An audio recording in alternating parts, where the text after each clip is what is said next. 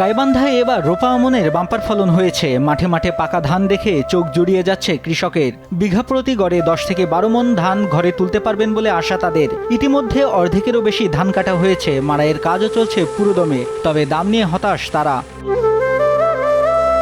চাষিরা জানায় বিঘা প্রতি খরচ হয়েছে 10 থেকে 12,000 টাকা। যারা নিজেরা গায়ে খেটেছেন তাদের খরচ কম হলেও শ্রমিক দিয়ে কাজ করানো কৃষক বিপাকে আছেন। বাজারে ধানের দাম মণ প্রতি 800 থেকে 900 টাকার বেশি মিলছে না। সরকার ঘোষিত মূল্য বা তার কাছাকাছি পেলেও চাষিরা কিছুটা স্বস্তিতে থাকবেন। 6 বিঘা জমি পার জমির পাশে যদি খরচ হিসাব করা যায়, কামলা দিয়ে করলে মেলাটা খরচ হয়, টাকা উঠবে না। আর ধান ভালো হয়েছে। ধানের দাম হিসেবে ধান বিঘাতে হয় 10-12 মণ, 10 থেকে 12 মণ আমন ধান। এখন যদি বেশি 12,000 টাকা যদি কাম লাগে তাতে কোনো রেজাল্ট আসে না, মানে লস, মানে নিজের পরিশ্রমটা লস হয় তখন কামলার দাম হিসেবে। ধান যা হচ্ছে মোটামুটি ভালো বাম্পার আবাদ হচ্ছে। আবাদ হলেও যে খরচপাতিতে আর লস, এই লসে মানুষ আবাদ করার ইচ্ছা হারে ফেলা দিছে।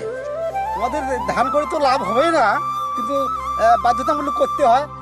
এখন কামলা কিষেন অনেক খরচপাতি দিতে গেলে ধান বিক্রি করা লাগে। তো বিক্রি করতে গেলে দেখা যায় যে খরচটা করা হয় তার তো খরচে ওঠে না।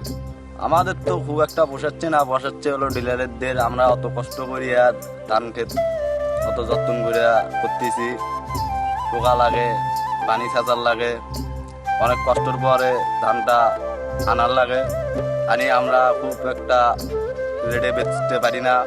তবে কৃষি বিভাগ বলছে আমন ফলন ভালো হয়েছে। কৃষকরা আপাতত ক্ষতিগ্রস্ত হলেও বাজার মূল্য বাড়বে, তারা ভালো দাম পাবেন। এবছর গাইবান্ধা জেলায় 1,27,460 হেক্টর জমিতে রোপা আমনের লক্ষ্যমাত্রা নির্ধারণ করা ছিল।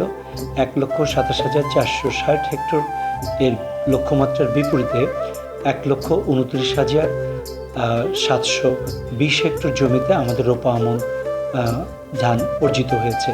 কৃষকরা ইতিমধ্যেই তাদের ধান বিক্রি শুরু করেছে।